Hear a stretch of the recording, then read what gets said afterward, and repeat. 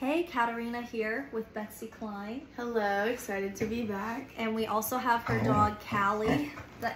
We are talking about you. She wanted to say hello, but that'll be the last that she says today. And Lola's here, so they might end up getting kicked out of the area in a minute because they keep wanting to wrestle and play on the couch. Okay, let me make sure this is on Do Not Disturb. Okay, so today we have a very interesting podcast topic. The topic is vaginas. I'm so excited that you, I don't know if I should say chose, or you knew that I would not say no for this. I knew that Betsy would be the person to talk about vaginas on the podcast because Betsy's a very fun person, and also Betsy doesn't tell me no, so maybe I should start. No. Now that you just said that. You don't have to say no to me ever. I would never ask you to do something that wasn't good for you. Oh, okay. I'm gonna have to play that back in my head a few times. We can review that later. But I do think that this is a great podcast topic and an important podcast topic because I think a lot of women do not understand the anatomy of their vagina and the way a vagina functions. And also there's like weird stigmas about the word vagina, and it is not a bad word.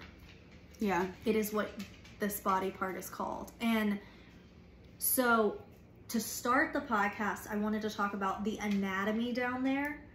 And I don't know how much, Betsy and I did not review ahead of time, so I don't know how much Betsy knows about the anatomy of the vagina. I can tell you right now, I don't.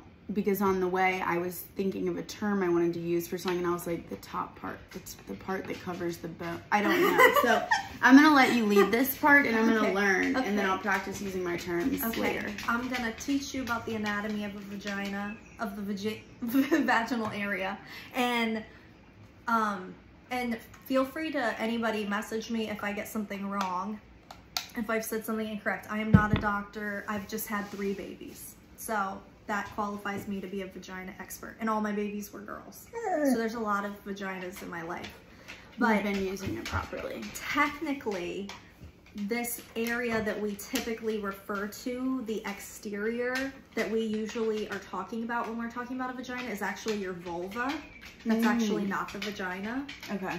Which is the, gosh, this might turn into like, I'm gonna have to mark this one as censored. I don't think these are bad words. This is literally what the body parts are called. But this is your warning now if you're listening to this in front of your kids or in front of other people and you don't want the words of intimate parts of your body played out loud. Here's your warning. Okay, you had your warning. If you keep listening, that's on you.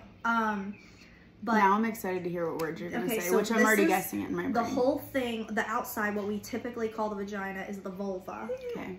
And then you have the outer labia, the inner labia, the clitoris. And then you have a hole for where you urinate. And then you have the hole that leads into the vagina, the vaginal canal. Right. So really your vagina is the place inside of you where in penetrative sex, where an item is in. Sorry, I was actually laughing at the dog. Are you sure? Okay. Yeah, no, I'm positive. And in there you have the vagina, and then you have the cervix, which is closed up, which leads to your uterus. So if you have a baby, the baby comes out of the uterus, the cervix opens up, and then through the vagina. It comes out the vaginal opening. Yeah. I can picture it all.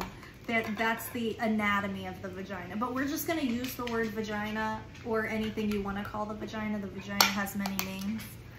But typically, when we're using the word vagina, we're talking about more just like the exterior of that area, whereas technically the vagina is the inside, not the outside. I get what you're saying. So the part that we know and look at or touch is technically the vulva. Exactly. Okay. You got it. That makes sense. It's interesting. So that's the anatomy of the vagina. All vaginas are different. All vaginas are built differently. And I don't think I knew until recently how unique vaginas are, but now I've had these things come up. I guess the algorithms are like, she's a feminist. She would appreciate this. And so now it's showing me things like, vaginas come in so many shapes and sizes. And I'm like, oh, okay. So apparently vaginas are very unique. And I think what's important with that is that I don't think it ever occurred to me to be like self-conscious about the way my vagina looks. Me neither. But are you now? No, I feel like knowing that makes me like more like, yeah, they all are unique. So if you saw a vagina, like, I guess if you were watching porn or saw someone else's vagina in some scenario, we don't usually see each other's vaginas, and it doesn't look like yours, that doesn't mean that there's anything wrong with your vagina. Or theirs. Or their vagina. Right. That makes sense. They're all unique. If you are expecting it to look like. Right. And then also the interior apparently is also unique in the same way. Huh. So I guess there's like some element of maybe like having intercourse with somebody who has a vagina maybe isn't the same every time because all vaginas are like different. Texture wise, or I'm thinking more like the shape and the size. That and makes like sense. Apparently when you're warming up for the act, the vagina, the interior part of the vagina actually expands. Oh. Like loosens up kind of. Yeah, it's like okay, bring it on. But I think different vaginas expand to different sizes, which is probably why some people like certain things and other people like other things. Mm-hmm. And then it also contracts at some points too, right? Yes. Okay. Yeah, there's like muscles, and so that thing, it can like expand, it can contract. It's a magical thing. Or like after you have a baby, you would think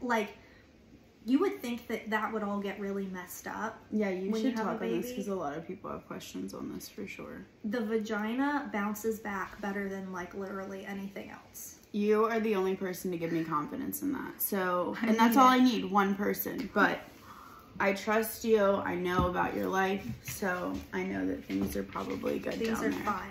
I will say I do know that sometimes it's not impossible for something to get messed up or like weakened by the process of pregnancy and childbirth, but you can come back from that. And I think it's important for people to know that if you are having problems like incontinence, like you pee yourself constantly, or if sex is no good for you, that there are medical professionals who, and like physical therapists who can help you get that function back.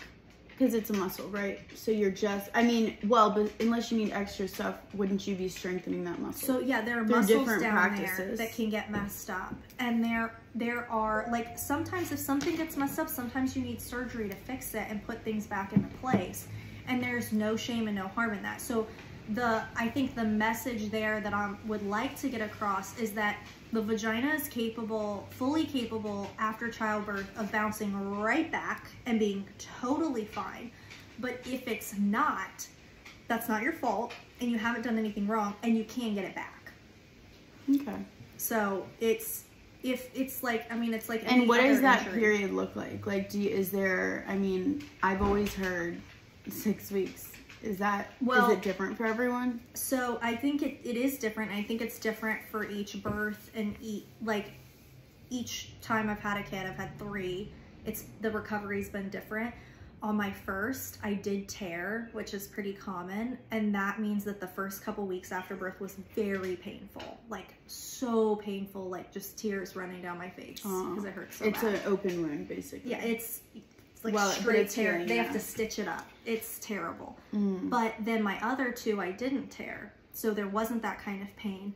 But I think they say like 6 weeks or so, and then you go back and your doctor looks at everything and goes, yeah, you're clear. That's not actually like a hard and fast rule. Like no one can tell you if your body's ready for sex.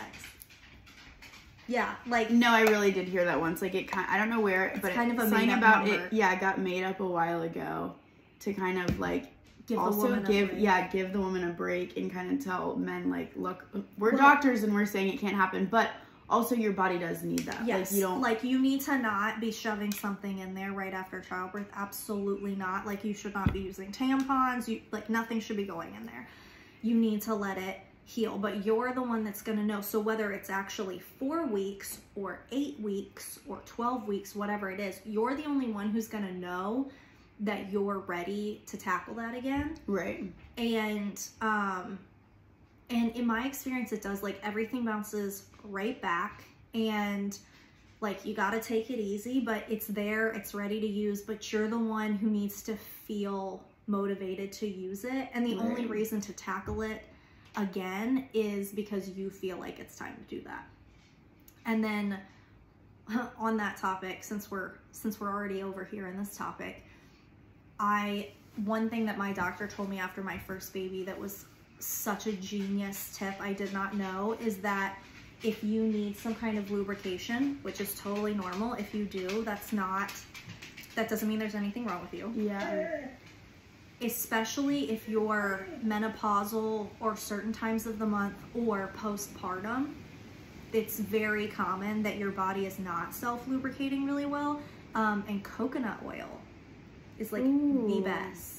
I love that, because you know exactly what it is, and it's one ingredient. Yeah, it's a natural one ingredient.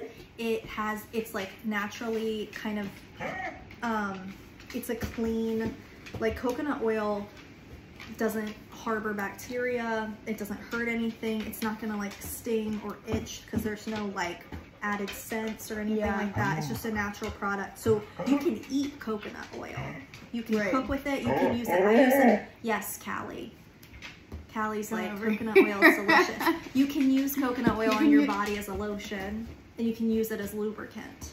That's interesting. I like that. And that's very, like, you know what's in it.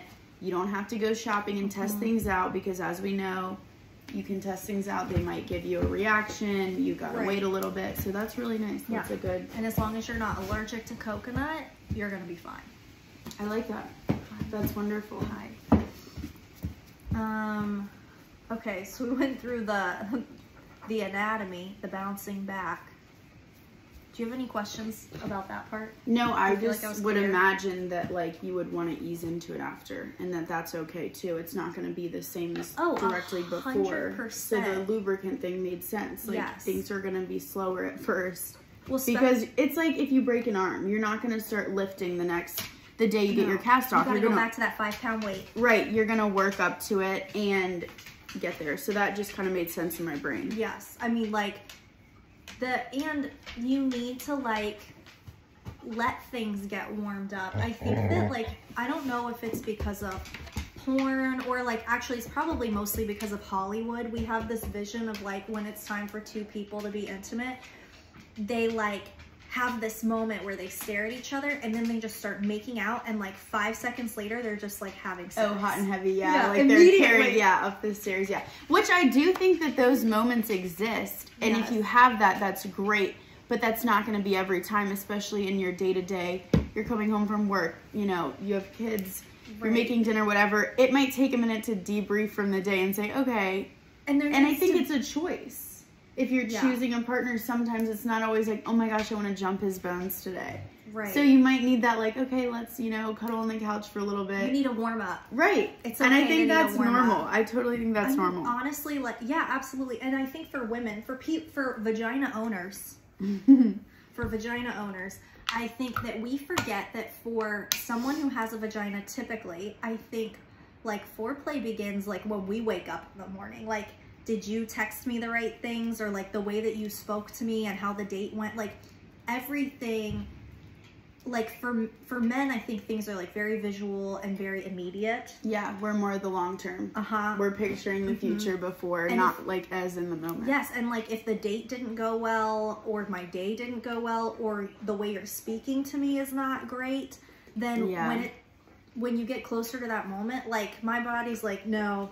Like we're shut off. We've shut down. We've closed shop. Whereas, so like, and that might be something that's important for vagina owners to know about themselves and also share with their partners, is that like the way that I'm being treated all day long is part of the warm up, because we're so complicated, and like if you're emotionally or mentally totally disconnected, Lola, please stop licking.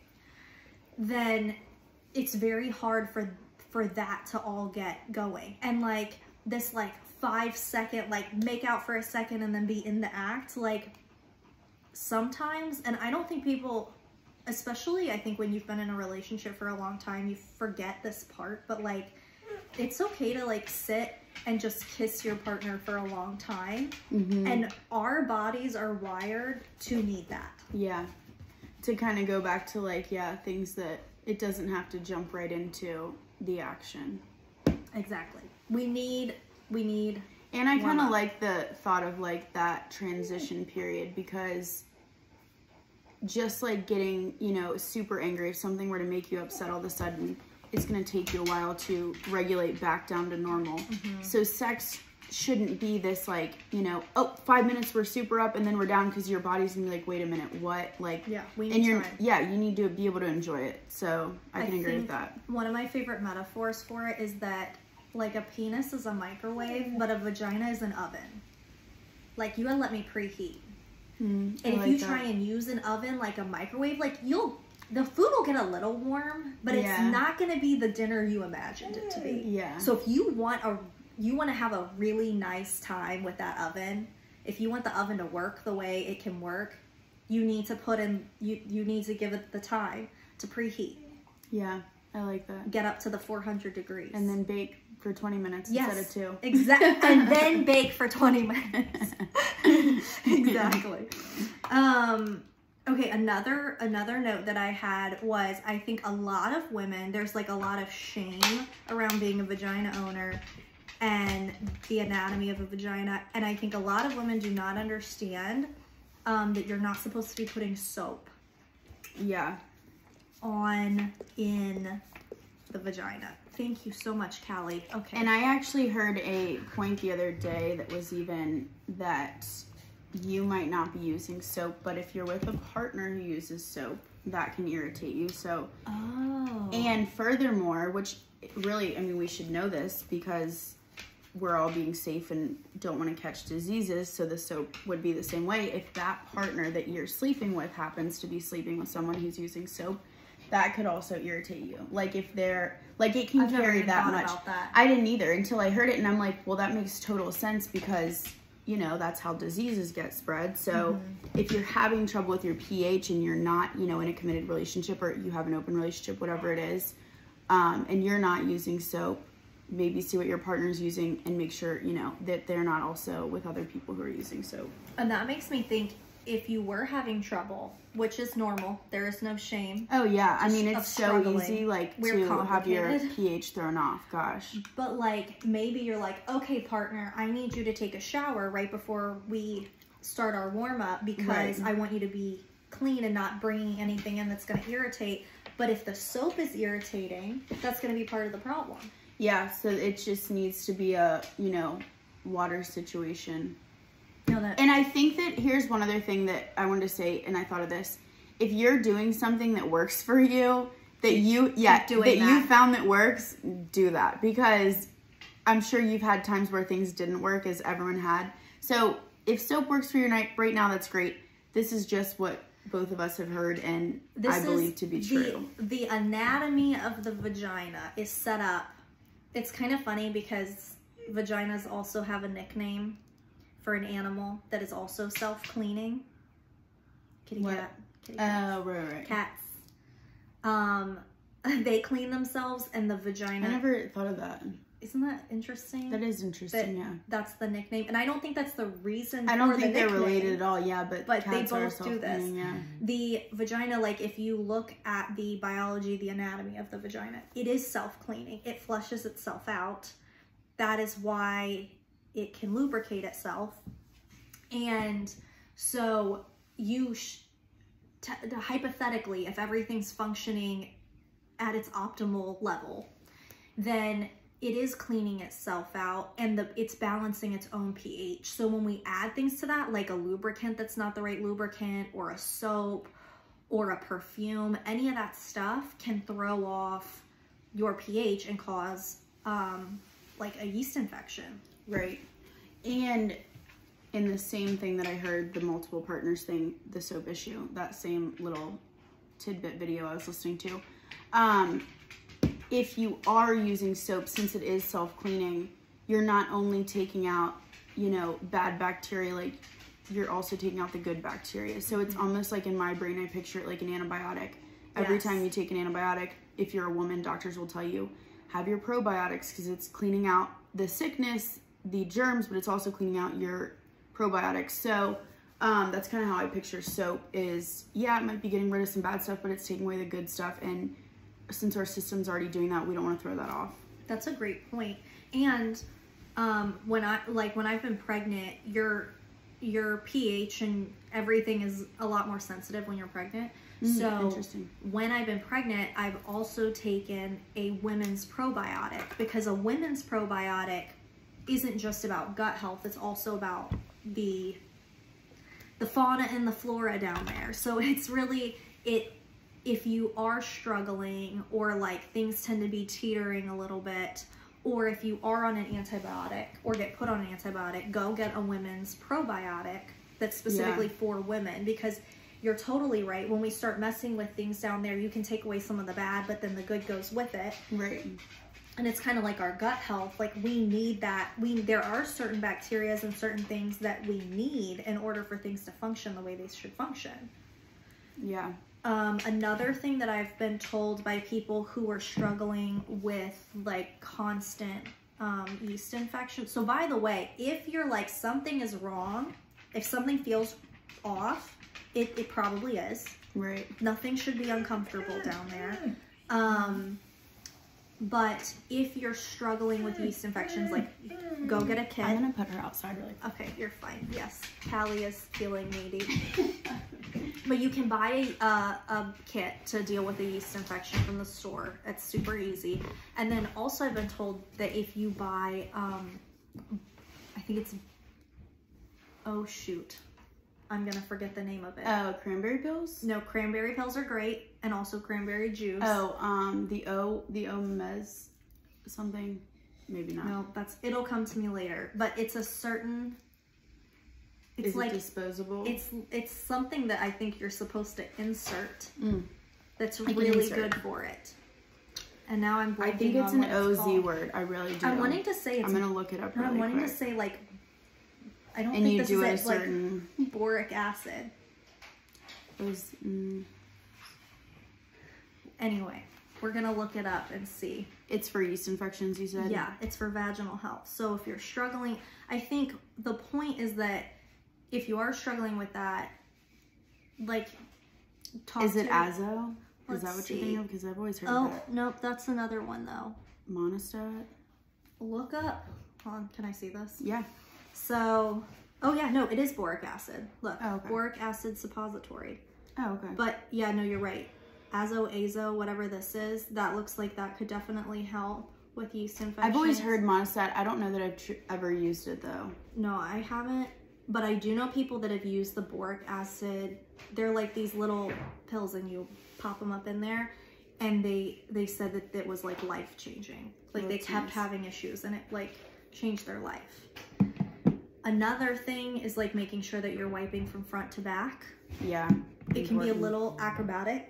Something that I tell my toddlers, because it's basically impossible for my toddlers to do this. Right. They cannot reach around like that. Right. They're not built that way. They are just trying to keep their balance on the toilet. So one thing that I tell them, and like maybe your anatomy or your flexibility keeps you from being able to wipe that way. One thing that I tell them is to pat instead of wipe. So we practice saying pat, pat, pat instead of wiping, because wiping is so aggressive. I might be an aggressive person. Are you like analyzing now how you yeah. It's important. The reason why you want to be careful is because when you're wiping, you might be wiping things that are supposed to be on the outside or something that came from your butt up into your vagina or into your urinary tract, which can cause that makes sense. Also a UTI, which is a problem.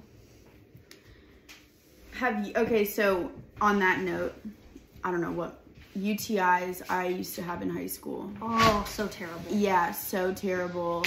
And it kind of got to the point where I just had a prescription that I could go fill. Oh, that's so bad. Yeah, but they weren't as bad as I feel like they would be for most people. But anyway, I don't know if you struggle with that, that might be something that you can do. Ask your doctor for that, because it kind of got to the point that I was like, I don't want to go to the doctor. This is annoying. So I ended up just getting a little script for it. Did you ever find something that you were able to change? Like, or do you think I honestly think it was the partner I was with.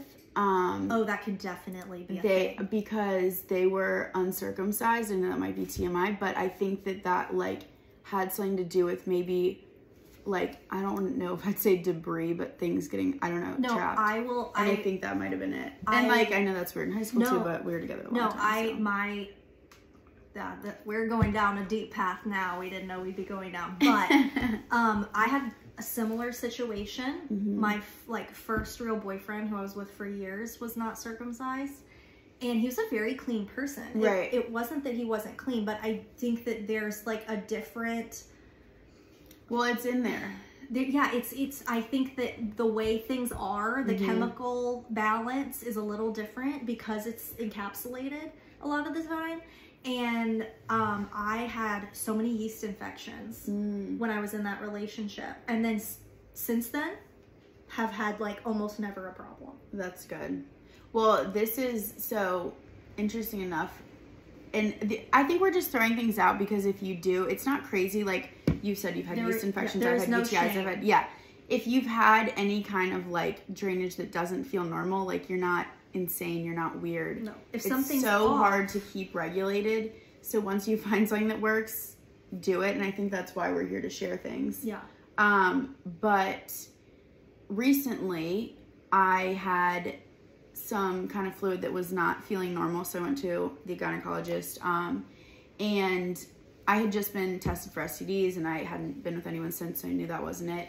And everything came back normal, but my doctor said it could be my birth control pill. Oh. Like it could just like be the hormones throwing it off. Yeah. And so, and we had this discussion about like, and she made it seem almost normal. And I don't know why I kept taking it for a month. Actually, today was the day that I decided I'm not taking it anymore. Because I'd been thinking about quitting birth control anyway, just for own reasons, hormones, I don't really know. And so it'll be interesting to see if that kind of clears it up. But if I think that could be true with any medicine, because absolutely, you're putting a chemical in your body that your body might just not be agreeing with, and it might just come out in that form. Yeah. So absolutely. I just got an IUD put in, and I'm curious to see if that changes anything. It's the Mirena, and it's supposed to, the hormones are supposed to be local to the uterus. So instead of like a pill that puts the hormones throughout your whole body in your bloodstream, like that's a systemic hormone, it affects everything. These hormones are supposed to be local to my uterus. But I do, hey, oh, the cat. It was the cat. It's like, whoa. I felt like Lola had done something. I was like, I'm gonna murder the dog. Okay, the cat. Callie's just scared of cats. She's fine. Oh my gosh. So, oh my gosh, where was I? What was I talking about? I'm curious to see if it. Yeah, I'm curious to see if it affects how I feel or what happens, because I think the hormones you put in your body, they can change your sex drive. They can change how you could be more or less lubricated. There's so many things that I think can be affected by like hormones and chemicals in the body. And I think like the way that you eat and drink and like how active you are, all of that is tied into your vaginal health. It's very complicated. Yeah. Well, and I think the same thing, I had heard something within the last few months too that was kind of saying if your sex drive is low, there might be something else that you can work on that'll kind of help that go up, which I know that makes sense, but just hearing it, like if you're really healthy, you should have a good sex drive. Yeah, no, it's, I think your hormone and your chemical balances affect that. And I've seen it change in my life. Like in my adult life over the last decade, I've seen massive changes in that. And I think a lot of it is chemical and hormonal, and depending on like if I'm pregnant or postpartum, or, and then also I think that the chemicals, so the chemicals in our brain are affected by the things that we're experiencing in our life. And I think there have been times in my life, especially if I'm going through like a certain hardship or I'm really upset or whatever, it can totally like shut that part of me down. Oh yeah, that's exactly what I was kind of referring to. If, you know, if you're, especially I get this way in the winter, if I'm inside depressed, you know, only going out when I have to work, not doing the extra things in life, that component and desire to want to go and be intimate with someone is really just not there, because I'm not doing those things for myself that I need, because my whole mood's changed. So, you know, if that is something that you and your partner are struggling with, and maybe your partner's struggling with it too, this isn't just for women, there can be things outside of that that can affect that mood, exercise, what you're eating, how much you're sleeping. It's not like something's wrong with you and you're broken. It's a constant thing that you're going to have to work at. Or I think, as we were talking about vagina owners, our whole life is tied in with, I think where our emotions sit is very tied into how ready we are to be physical or not. And I think another thing is to not have an expectation on ourselves that if you're having a really hard time with your partner, I don't think it's a fair expectation to think that you're going to be wanting to jump into bed with them if you don't feel like... Can you shut that door, Tori? Sorry. Callie's barking because she's scared of the cat and doesn't want to come up, is what I'm guessing. Oh my gosh, I think you're right. She's off the back deck and the cat is on the back deck. So She's fine. She's just being dramatic and she won't be here for another episode.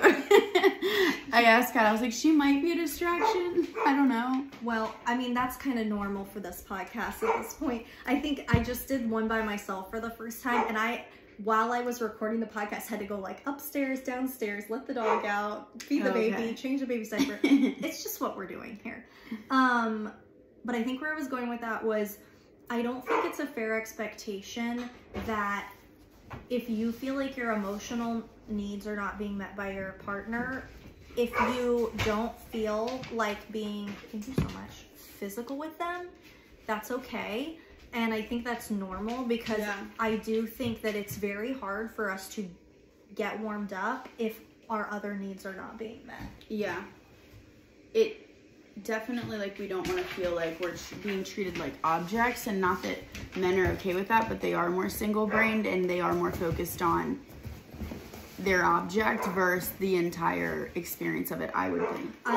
I heard this great analogy once. It was like, men's brains are more like waffles and women's brains are more like pancakes. So when you pour the syrup in, it gets contained in these little squares, and like, this is the square for sex, and this is the square for money, and this is the square for food, and this is the square for work. Whereas women, you pour the syrup on and we're a pancake, it's just like all mixed up. It's all on the same surface. So like, if something is really off at work, or something is off with my emotional connection with my partner, it affects everything else. Like, everything is touching. Whereas a man might be not, and this is just, these are generalizations, right? And they don't always apply. But a man might be better at compartmentalizing their needs. So like, their need for sex might be completely separate from their emotional need in the relationship. And that doesn't mean there's anything wrong with them. They're just... Sorry.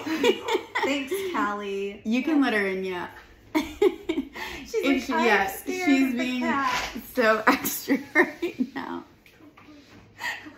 So, come here, baby. That doesn't mean that there's anything wrong with a man or wrong with a woman, but we might have a different dynamic from our partner. So you might have one partner who, it doesn't really matter what's going on, they need to have sex. They feel the need to have sex 3 times a week. And then you have this partner over here, and it's like, if things are good and balanced, I want it 4 or 5 times. But if things are bad, I don't want it at all.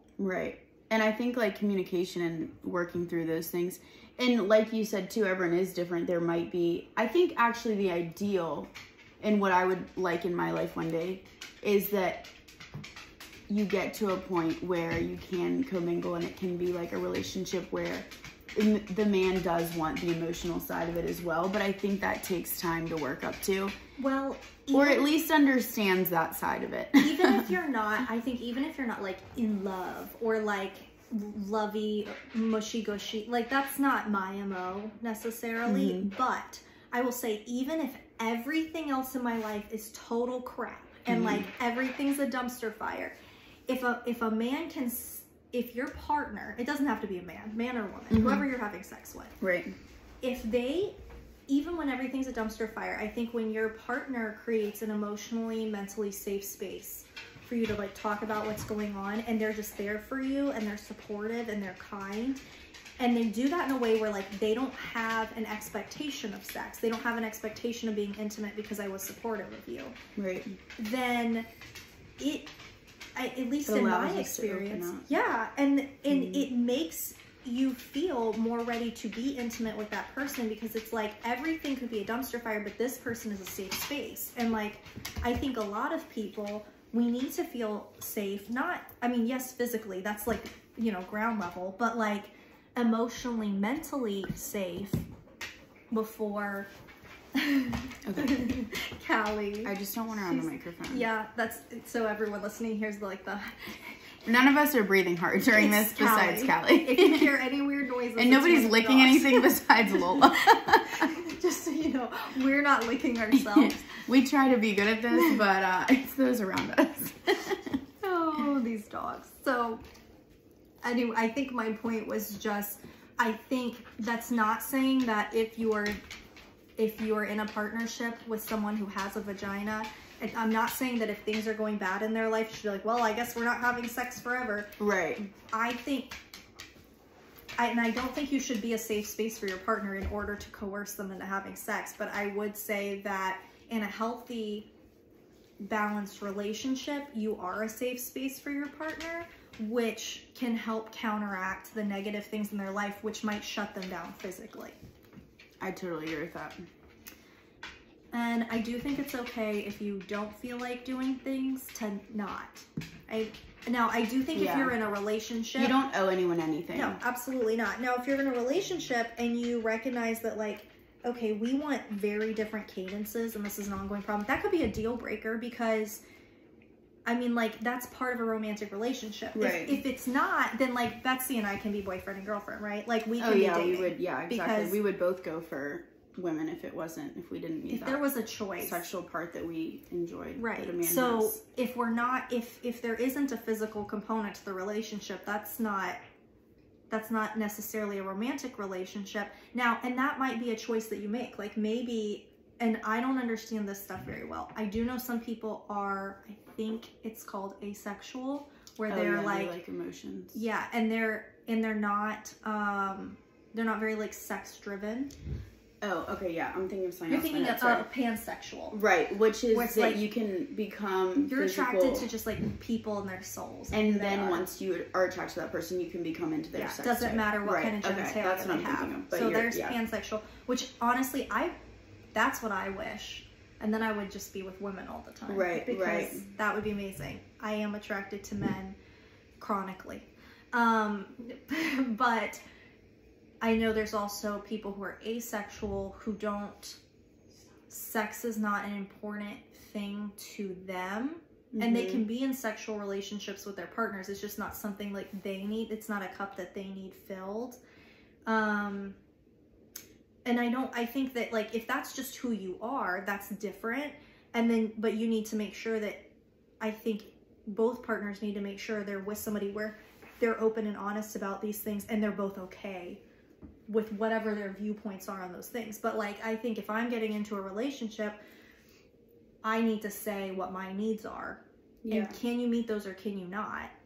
And if someone can't, like, I think this is important. You don't need to make excuses. I think that I've done this before. Like, oh, well, I like, you know, XYZ about them so much so that, you know, I'll sacrifice this. But no, if you want something, you go get it. There will be someone else who can offer the things that that man had or woman had, plus, you know, what you're looking for. So don't settle just because that person doesn't have it, because you will eventually, even if you think you can compromise for something you really want, you probably can for a little bit, but eventually you're going to be like, wow, I'm really missing that key component, whether it's physical, emotional. So I think if you're able to have that conversation up front, it'll just save you a lot of time. Yes. And if you have it up front and things work and they're good, great. And then like, sometimes people go through a season where something like, they might be depressed and something changes for them. And then you have to have that conversation again of like, can you meet my needs? Maybe you can, maybe you can't. What other notes did you have? Okay, so, oh, this is a question. Do you shave, wax? Oh, yes, I wanted to talk about that. Okay. Yes, okay, so personally, I have my body. If you're watching on YouTube, you can see I have very dark hair, and my hair is obstinate as hell, okay? It is like, my hair is like, I will not be, you cannot remove me, like, if I'm like in a really healthy place, I could like shave my legs, and at the end of the day, they're not totally smooth. It is so annoying. I get what you're saying. What I did last time I finished breastfeeding is I started getting laser hair removal everywhere. Really? Everywhere. Yes. I didn't know this about you. So first of all, it's extremely painful. Yeah. I've heard it's extremely painful. I did shave this morning. Well, this is so cool though. It is painful. I was just told Sona Med Spa or something has this new laser, and whoever it was that had gone and used it had said that it wasn't painful. I don't know that I believe that, but I will try it one day when I'm not breastfeeding again.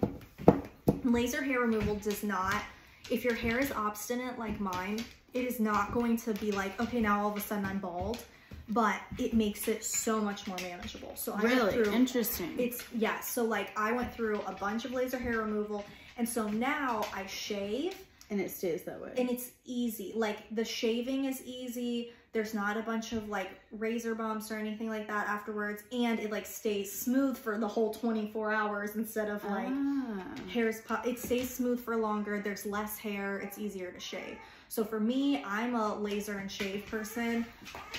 Waxing seems like excessively painful. So here's what I've heard. Well, okay. So there's gonna be a crying baby also, so warning. Sweet girl. I'm gonna have to feed her. So I only shave. I have thought about getting a wax before, but what I have heard is, hello, sweet angel Kelly. That's a baby. Please be nice. Okay. Like she smells amazing. That's so sweet. So what I've heard is it can lead to ingrowns, and shaving? Yeah. Absolutely. No, waxing. Oh, because you're waxing? ripping the hair out of the follicle. So when it has to regrow, when it regrows, it can get trapped under that skin so easily. Makes sense. Another thing on that, if you get ingrowns, which I'm sure everyone's gotten one before, your first temptation is to just rip that hair thing out. Oh yeah. Don't do that. You actually are supposed to trim it, because you're basically just recreating it. Again, has to come out of your skin, so resurface. Guilty of that. If everyone is. Oh, everyone is. It's like you're like, it's like popping a pimple basically. Yeah. Oh. I've always shaved, and with that too. And I used to do this when I was younger. Like I used to go against the grain, because I was like, I want this thing bald. Yeah, 100%. But if you do that again, you're like more prone for ingrowns. So it's not to say that I don't do that. I luckily don't get a lot of ingrowns. And so I feel like you don't have a lot of obstinate hair, do you? No. Like, okay, that's the other thing I was gonna say. These legs haven't been shaved in like a month. Oh, screw you. Yeah, and it's very, if I go a few days, it's like, holy moly. I'm very lucky in that sense. You can't really see it much. It'll get darker once it's been a month, so it might be darker. So maybe it depends on what kind of hair you're sporting. Totally, yes. I remember having friends that were like, you don't need to shave against the grain. I was like, it's like I didn't even shave. And if you shave against the grain and don't get ingrowns, then go for it. Like, keep doing it. That's why I need lasers. Yeah.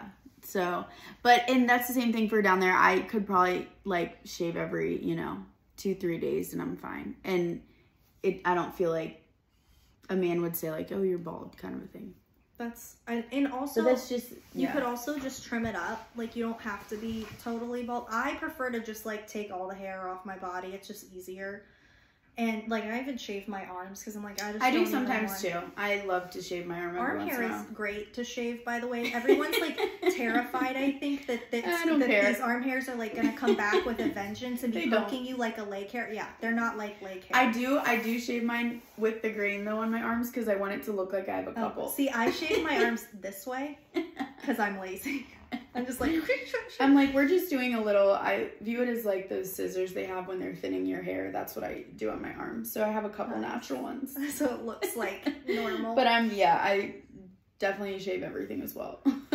And I think if you don't, that's fine. I think one of the beautiful things about 2023 is I think everyone's like, you know, do it your way. Yeah, you can do whatever you want, but seriously. I will say I don't like the feeling of like pokey hairs or lots of hairs on my body. Like it bothers me. Yeah. And so like while lasers are very painful, you absolutely can do it and handle it. And then when it's done, it's very helpful. And then you could just shave. Or I guess actually you also could wax and it would be less painful and there'd be less hairs. Yeah, but again, with the waxing, you gotta look out. You could get ingrowns, yeah, because you're just ripping that hair out. One more thing on that though, that I actually, now this is controversial, but I love this. Okay, so there is something called fur oil. Smells so good. It smells so good. And you just put it on, this is where the anatomy comes in, that top part of your vagina. So you're not going near the clit or the labia, just the top part where it's just like a little patch of skin and hair, just covers your vagina bone. It smells great. I love oil. I don't know if it's all natural, but what is it called? It's called fur oil. Now, you don't know what's in it. I don't know what's in it. The first time I used it, I was at a friend's house and I just see this oil. Normally I don't use my friend's products, but I was like, oh, I love oil. I put it on my face. I then look up after what it is because the bottle only says fur oil. It doesn't say what it's for. I'm like, oh, it smells so good. It is for ingrown hairs down there. It's supposed to help prevent ingrowns. It just kind of keeps things smooth. But again, whatever works for your body. It could throw off your pH because it is near there, but you're not supposed to be putting it in or anything like that. So I like that. And I actually remembered it today and I'm really happy. We talked about the fact that I went off birth control today. Mm-hmm. So it's a new experiment. Congratulations. But here's the thing. And I truly did it for the hormone things. I don't know what it's supposed to help. Basically, my doctor's like, it's not like a, you know, fix-all pill, like just like anything. It's not like I come off it and I'm a miracle person. Mm-hmm. But I thought if there's anything that can even help me feel better, in general, I should do it. That's kind of my mindset right now. Yep. I've never tracked my cycle. I've never had, and this is just me personally, I've never had period cramps. I've never had mood swings. I don't even know. When the doctor asked, I'm like, I don't know, I probably had a period at some point. And I've always been regular, but I don't track anything. So have you, I'm curious, ever tracked anything? Do you have any input on that? Yes. I mean, I'm so out of touch with my body in that sense. I think I just keep a note in my phone. Well, not right now because I'm breastfeeding, so I don't. Oh dear. Okay. Do we want to eat on the other side? She's stretching and she's irritated. I would say yes. When you start your period, put a note in your phone with the dates. And you can look up like average cycles and when people tend to ovulate. If you really want to know when you're ovulating, you need to buy in bulk these little strips, these ovulation strips. You can get them in bulk for super cheap. You pee on them every day and it will tell you whether or not you're ovulating. And then you compare that to when you have your period, you start to see rhythms in your cycle of like, oh, this is when I tend to ovulate. What I will say is that I've had friends that try to use that method to keep from getting pregnant. You will get pregnant. Okay. Because those little swimmers can be little survivors. They can sit in there for, I've heard, up to 2 weeks. Oh, not 2 weeks. Okay, no. So I've heard 4 days. 7 to 14 days. That's not, yeah, so no. They might be in there, but they're dead. They die. All right, 4 days. Yeah, you're looking at like 4 days or so, maximum. Okay. But those swimmers are survivors. And just because something was one way for months and months, you know, our bodies are complicated, it could be off. So I'm all about tracking. Just be careful if you're relying on that for maybe use other methods as well. Yeah, my goal I think is to be more in tune with that because I was even listening to a podcast where your workouts can be more tailored to this. There's certain days we're supposed to be going all out versus certain days that we're supposed to allow ourselves, you know, some yoga and walking. Or like the more week rest. Before your period, you're gonna be a little bit more volatile. That's normal. And I'm very out of tune with that. I mean, I have no clue. My moods could be off. I would never know. So that's my goal, is to be more centered on that and aware. I like that. Yeah. Let me see if I had any other notes. Yeah. Any other notes? Oh, this one's interesting. Okay, so and I thought you did this too, I don't know. I don't wear underwear. I haven't worn underwear for like 5 years maybe. I don't know why I quit, but I just quit. I've never looked back. And I asked my gynecologist if that was, I'm like, is that okay? She's like, yes. And she said, you know, it might be uncomfortable. Well, we're past that. I'm 5 years in. But she even said at night, it's good to maybe not wear underwear, like just wear a t-shirt, kind of let things breathe. You don't want to be like trapped all the time. So. No, you bring up a really good point, and I can't believe I forgot to mention that. Right now I'm wearing underwear because I'm bleeding, because I'm postpartum, and then I had an IUD put in. So I've just been bleeding for months. It's amazing. It's horrible. But when that's not happening, I absolutely do not wear underwear ever. I didn't think you did. No. Yeah. And it is so nice for your vagina. It feels so good. It's so freeing. Her breathe. Yes. Let her breathe. Now, I know some people that makes them uncomfortable. Sorry. I'm not. But it is very healthy, and that way, like, this self-cleaning organ is not meant to be like trapped, and she would love to have some air. So that brings up a good point. If you don't feel like, if it doesn't feel right to not wear underwear during the day, or like if you feel like your discharge is on a level where you need to wear underwear, which I'm like, if it's not dripping down, you can just wipe it away when you pee. But if it's on a level where you need underwear during the day, not wearing it during the nighttime, that's a great solution to like letting her breathe. Yeah. Let her have some air. She loves it. She wants to be free. No, I'm a huge fan of. She's 18 and then now. When I have had to wear underwear, I love like boxer briefs that are super comfy. That was her other suggestion. Like if you absolutely have to wear something, go for a loose, more like even like, and then if you have to have a thong, the laser cut thongs, they don't have like seams and stuff in the middle. Oh yeah, that's nice. They're the comfiest if you need to, because you might wear pants where it's like, if you feel like you need to wear underwear and you're wearing something where it's like, I don't want underwear lines, the laser cut thongs are really great. And gentle. Love that. But love that. And honestly, like, I wish I could go back to underwear. Sometimes I can't, though. It's so uncomfortable. I'm so upset about wearing underwear right now. I really hate it. It's so I'm gonna, if I ever have children, I might have to practice, you know, right before. It's the worst. Well, I have a lot of boxer briefs, and that's mostly what we're doing. And we're gonna wrap up in a second. The only other thing that I thought we could touch on, but we don't have a lot of time left because I don't want to go over an hour, which we're coming up on, but I feel like the other thing that's important for vagina owners to know is that when you are being intimate with somebody, because our anatomy is always so unique, what does it for one person might not do it for another. And like, I don't think you should ever feel like if your partner is like, well, this did it for somebody else, that doesn't mean that it should do it for you. And like, let's say that you're really good at getting the job done on your own, like with a vibrator, and the job never gets finished with your partner's anatomy. That's okay. Like, bring the tool in and put your partner to work. Right. Like, don't feel ashamed because your body needs certain things to have a good time. And I think too, a part of that could be you're really comfortable with yourself. So it could be another thing too. It could be his anatomy, or it could be like you guys also getting really comfortable with yourself. Because when you're by yourself, you don't really care what's happening. It's so easy to relax, do your own thing. With someone else, you might have like pressure to perform. So I think it can be both. And again, bring in the toy. Go for it. Yeah, do what you gotta do to make it a good time. And don't feel like it needs to look a certain way or be a certain way. Our bodies, one size does not fit all. No, it does not. And our bodies, top to bottom, are just a lot of nerve endings. And different people like different things on their nerve endings. So it's all, which we could have a whole episode like literally just on that. But just want to say there's no shame to anything having to do with your vagina. We are proud vagina owners. We are proud vagina owners.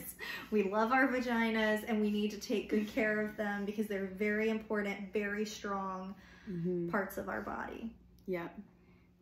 Thank you, Betsy. I appreciate you. I appreciate you showing up fully and embracing this topic and bringing your notes. That was very great and helpful. You just have to be in my wedding one day now. That's actually that. I think it was the the agreement before she started. I am now required to be a bridesmaid for Betsy which I would do regardless. Oh, I know. Because I love you. But she's like, if I'm going to get on here and talk about vaginas, I just want to know you're going to be in the wedding to the man we're going to find. Of course. Thank you, everybody. Thanks for listening. Bye.